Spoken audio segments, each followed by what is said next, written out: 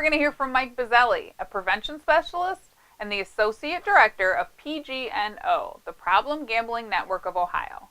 He's going to share some information about how gambling affects those on the college campuses. Hello, I'm Mike Buzzelli. I'm a prevention specialist and the Associate Director for the Problem Gambling Network of Ohio. We are an advocacy group in the state of Ohio that advocates for consumer protections, for the expansion of gambling forms. We also do workforce development for professionals in the state of Ohio and make sure that there's available and accessible resources for those who are affected by problem gambling and their family members. I've been involved in the problem gambling field for 7 years and have worked very closely with prevention and treatment providers, recovery advocates, researchers, and policymakers, and industry operators and regulators as well. I'm here today to talk a little bit about gambling on college campuses, how college students perceive gambling, and if we're able to do programming with these students, how to do so effectively and sustainably. So going to the first topic, current gambling behaviors and trends on college campuses. The most frequently chosen form of gambling for college students is one that we may not first think of, but it's actually that of lottery products, then followed by card games and sports betting. Some reasons for the popularity of lottery play among college students could include the legal age for lottery play at 18, whereas other forms such as visiting a casino is 21. The availability and accessibility of lottery products, anywhere from not only online, but gas stations, convenience stores, grocery stores, pretty much everywhere. But also then the low effort and high potential reward that lottery products provide.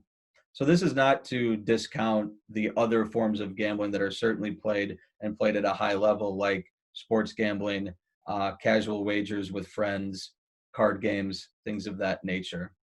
And we're also seeing a rising level of involvement in internet-based gambling. So this could be fantasy sports, daily fantasy sports, or gambling inside of popular games. So games that you hear about that are popular among youth and young adults, all of those typically have an aspect of being able to bet in-game currency, real life currency, or items inside the game that your characters may use.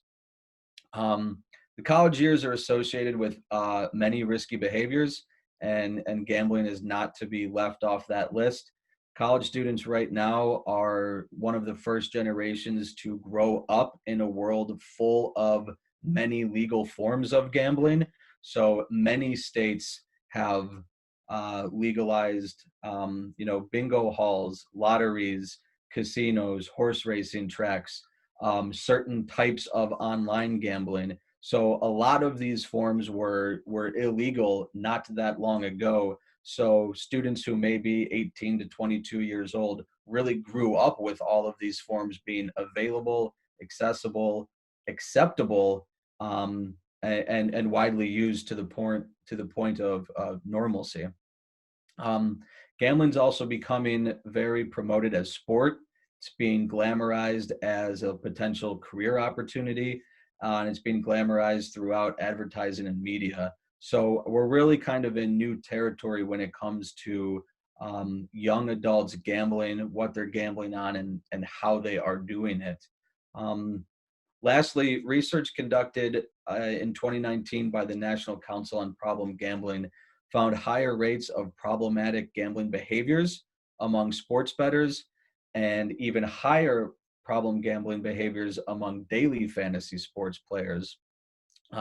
When I'm speaking of problematic gambling behaviors, I'm speaking of things like borrowing or stealing money, feeling restless or irritable when not being able to gamble, lying or feeling the need to hide how much someone is gambling.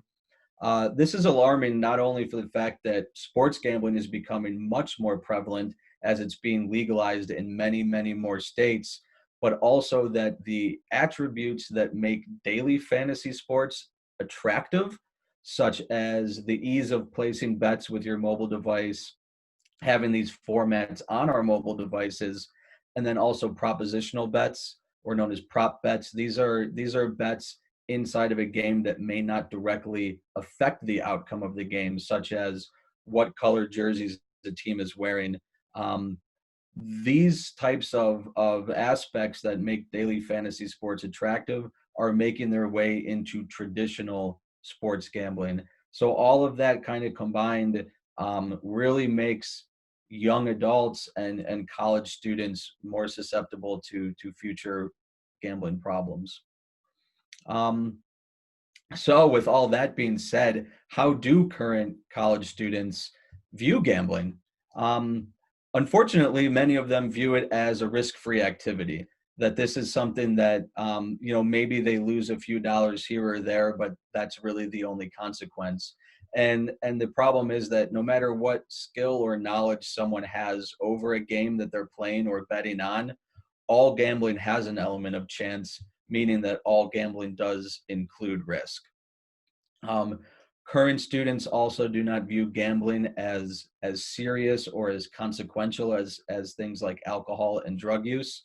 This makes it all the more important for gambling to be addressed inside of substance use education. So when we are talking with college students, this could be at freshman orientation, this could be inside of curriculum of social work schools, of public health schools, inside of messaging just at the rec center, at the library, in the cafeteria. Whenever we're talking about risky substance use, we should be addressing gambling as a risky substance as well. Um, the telltale signs of addiction are also inside of a gambling problem. So when we think of tolerance, gamblers need to gamble more or bet higher amounts of money to get that same desired effect, just as someone needs to drink or consume alcohol more often or at higher amounts to feel the effect they're trying to receive. Gamblers develop a preoccupation, so it's all that they think about or talk about, and they put aside other activities or hobbies that they were interested in. There's a loss of control, so the inability to stop or cut down on gambling. There are withdrawal symptoms, physical withdrawal symptoms that folks might not think would occur with a behavioral addiction such as gambling, but when someone is not gambling, they might feel restless or irritable. They might develop headaches or nausea.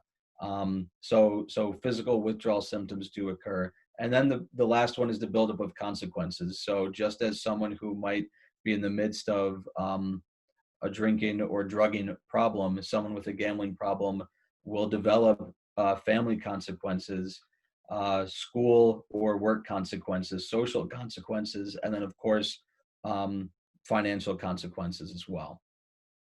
Um, Many mental health correlates go along with gambling.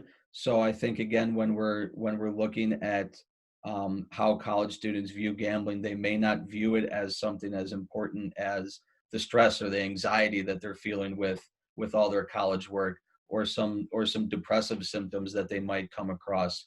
But the thing is that gambling really correlates highly with a lot of these mental health conditions. So some of the stress or anxiety or depression that young adults are facing could come from the buildup of gambling problems, or they may be living with the stress or anxiety first and use gambling as a maladaptive coping mechanism. So whichever way we come from, it's really important to not leave out problematic gambling when we're discussing all of these different things. Um, Nearly all US colleges and universities have policies on student alcohol use. However, only about 22% have a formal policy on gambling. So the amount of attention given to problem gambling is well out of proportion to the increase in availability of gambling forms, the increase in legality of gambling, and also the greater susceptibility of young adults to develop problems with gambling. So all that kind of combined, also with the lack of outward physical symptoms that someone might show if they're drinking or drugging. Gamblers almost always don't show those kind of physical signs that we attribute to substance use. So all of that combined can really make college gambling go unchecked, when we're not looking for the specific warning signs, when we don't have policies on campus for student gambling, and when the increase of availability and acceptability just keeps going up. So that kind of brings us to our final topic of how do we develop problem gambling programming for college students, and how do we get it on campuses? How do we help schools realize that this is a priority and something that we should be talking about? Firstly, is buy-in from campus leadership. So we have to develop allies on campus who will help us, make this a priority.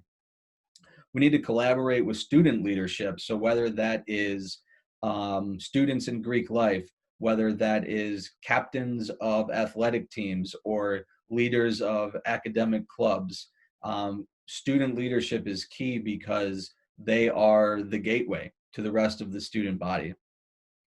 We should really integrate problem gambling into already existing programming. So again, going back to how college students perceive gambling, right now it's not perceived as harmful as alcohol and drug use. So let's not do gambling specific programming. Let's put gambling as it is a substance use disorder in with the other substance use programming. We also don't want to add new or additional programming that's already happening, right? College students have a lot on their plates and a lot going on. So if we can integrate it into already existing programming, that can really alleviate some of the barriers when it comes to time. Really important, something that I think is key, is remembering that this is their turf, right? If someone like me, who's an outside prevention specialist, an outside educator, is coming onto a college campus, I'm the guest. This is their community. This is their culture. This is their home. And I'm there because they want to learn, right? So I really need to set their priorities as the highest level. So what they want to get out of it, what they want to receive, is where I need to focus. So if they want certain types of programming, if they want certain types of information, I need to be able to be adaptable, and so does my program, to really make that information successful and pass it on. Each college campus is its own culture, is its own community. So remembering that what works for one school may not work for another. And that goes back to really talking with and collaborating with the student leaders and the campus leadership as well. I use an acronym, SOFIA, SOFIA. Sophia comes from the Greek word sophos, meaning wisdom. So it's a little thing I use to remember that any type of successful and sustainable programming needs wisdom. So what do those letters stand for? Sophia. S is for specific to the population. So any information that we're giving needs to be specific to that population and to that audience. We wouldn't give the same information to a middle schooler as we would to a high schooler. So we should not be giving the same information to college students that we would to a high schooler or to the general public. O is for ownership of information. Again, we really need to collaborate with student leaders. What information do they already know? We don't want to be redundant. These are young adults. They know a lot. They're very informed. What information do they want to learn, and what is going to be relevant to their lives? So they need to take ownership, and we need to give ownership of lessons and materials to these college students. F is for focus on values and intentions. What do these students value? Many colleges and universities have some creed, some mantra, right? College students take pride in their campus and where they go to school, where they live, where they learn. So if there is a moral, if there's a creed, if there's specific values to that university, we should be using those values inside of our programming to get attention, to make it worthwhile to their learning. I is for interpersonal skill building. We can't just go in there with knowledge content. We need to provide skills that these students can take on with them into their lives. So I shouldn't go and just tell them what gambling is, what problem gambling is. This is the percentage of how many college students are struggling with gambling, and then say, take care, have a nice weekend. I need to give them skills to, okay, when my roommate, when my classmate, my teammate is struggling with a gambling problem, how can I address that? What resources are available that I can direct them to? How do I have a conversation around problem gambling with my friends and with my family? So there has to be interpersonal skill building. Lastly, A is for action towards next steps. So we can't, again, just leave and say, have a great weekend.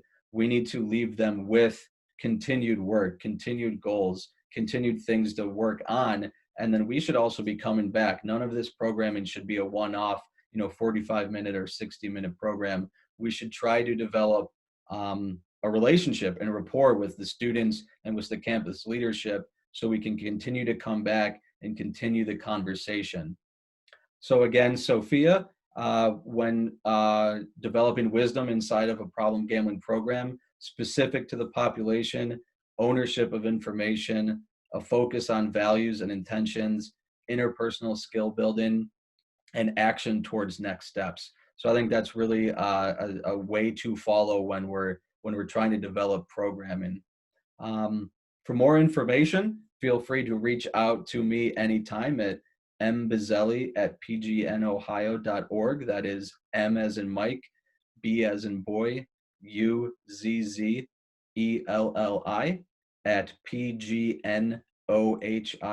@pgnohio.org. You can visit pgnohio.org, our website, for more information, for resources, for webinars and other events. And if you or a loved one is experiencing a problem with gambling, please call the Ohio Problem Gambling Helpline at 1-800-589-9966.